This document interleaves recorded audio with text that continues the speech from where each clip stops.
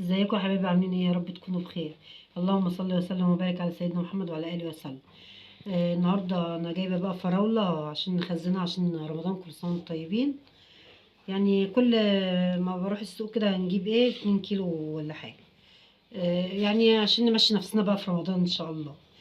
انا جايبه هنا فراوله اهو، دول 2 كيلو ونص. همسكها بقى، غسلتها وهمسكها اقطعها كده ايه طرنشات كده اهو. هقطعها ايه كلها كده ايه نفس الطريقه كده.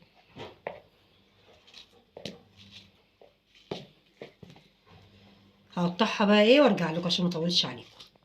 اهو بقى يا حبيبي، بصوا قطعتها كلها كده ايه كده عشان تبقى سهله معاكم لما تطلعوها من الفريزر تضربوها يعني. طلعي الكيس من الفريزر على الخلاط على طول، بتبقى كده اسهل يعني. بصوا هنمسك بقى ليمونه نعصرها عليها كده عشان لونها ما يغمقش، لونها حلو معاكم كده اهو. بس انا هحط كمان ليمونه عشان الليمونه دي ايه صغيره. هحط ليمونه كمان اهو، جبت ليمونه كمان اهي عشان بس الليمونه صغيره يعني، عشان تبقى لونها حلو معاكم وما تغمقش ولا حاجه، تبقى متحافظه على لونها كده، تبقى كأنك لسه شارياها على فكره. اهي عصرت ليمونتين، بس انت عصري الليمونه كبيره لو عندك الليمون كبير. وهنزل برضو عشان ما تمسكش في بعضها منك وتبقى مفرفره يعني كده، ولما تيجي تضربيها 4 معالق سكر كده اهو.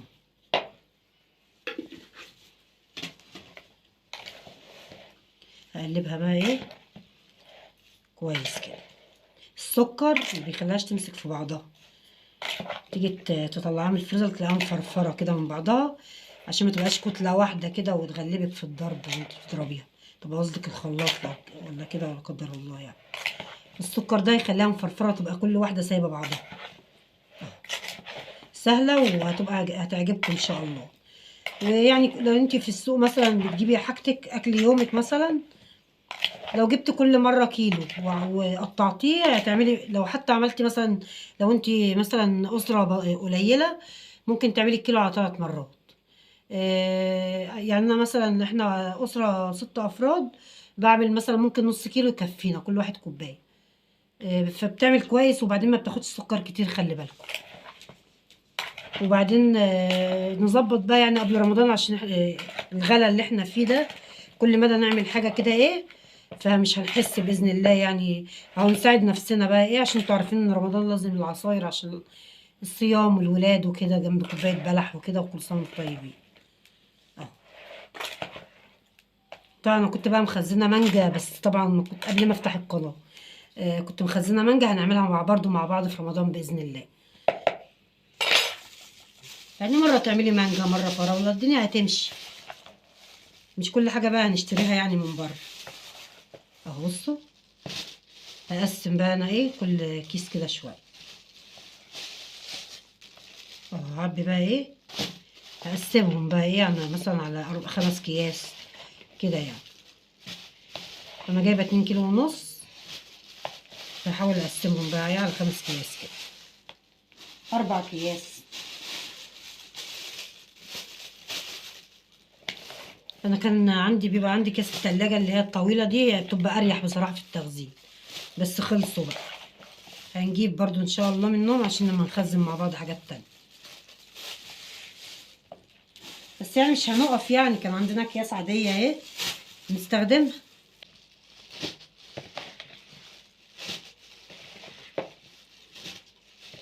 اهو. بصوا يا حبايبي انا عبيت اهو، هشوف بقى الكمية يعني كلهم زي بعض، في حاجة اقل اروح مزودة اهو. بصوا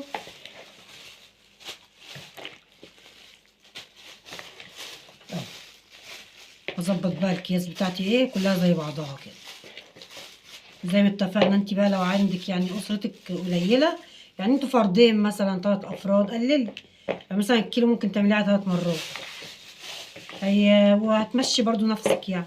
لو عندك حد وجالك حد هتطلعي كيسين بدل كيس واحد، انا بعمل كده على فكرة، يعني بدل ما تطلعي كيس واحد هتطلعي كيسين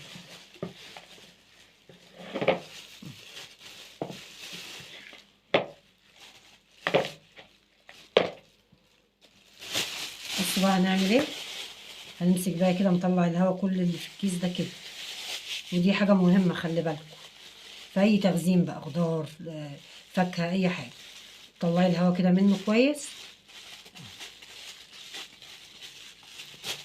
عشان الهواء ده بيعمل تلج خلي بالكم. كل ما الاقي هواء كده اروح افك الكيس. بصوا انا طلعت الهواء اهو، على قد ما بقدر كده اطلع الهواء اللي فيه.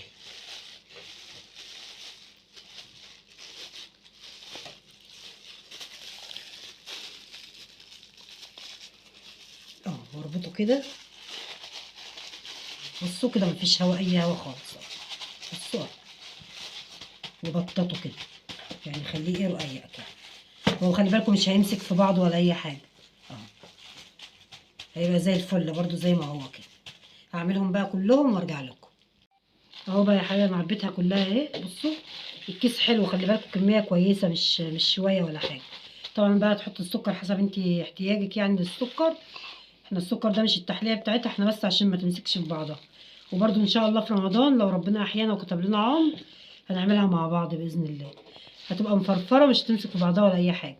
السكر ده بيخليها ما تمسكش في بعضها، ما تبقاش كتله واحده يعني متغلبه.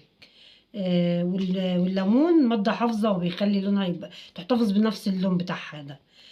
هقول لكم برضو على طريقه تانية، لو انت مثلا ولادك عنده عايزه يعني تزودي لهم قيمه غذائيه في العصير.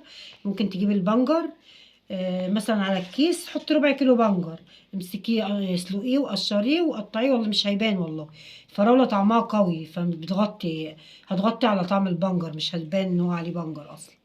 وهعمله برضو معاكم ان شاء الله مره، يعني عشان الانيميا وكده البنجر كويس والولاد مش بيرضوا ياكلوه.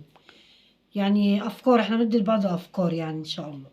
واي حاجه هخزنها هعملها معاكم باذن الله، ايه نشجع بعض يعني كده. مش نسيت اقول لكم بقى ايه، ان تطلعيها من الفريزر على الخلاط على طول بتلجها زي ما هي متجمده كده، وتضربيها على طول. ما ينفعش تسيبيها تفك وبعد كده تضربيها، لازم وهي متجمده. معلش انا بقى نسيت اقول لكم على الحكايه دي. لازم وهي تطلع من الفريزر على الخلاط على طول، عشان لو سبتها فكت مش هتبقى حلوه معاكي. لازم بتلجها تبقى يعني يا دوبك تطلعها من الفريزر على الخلاط، وتحط لها بقى كميه الميه اللي انت محتاجاها وتضربيها كويس تبقى زي الفل معاكي. بس وده كان الفيديو بتاعنا يا حبايبي النهارده. لو عجبكم بقى ايه اشتركوا في القناه واعملوا لنا لايك وكومنت حلو منكم، وفعلوا زر الجرس عشان يوصلكوا كل جديد ان شاء الله مننا. مع السلامه.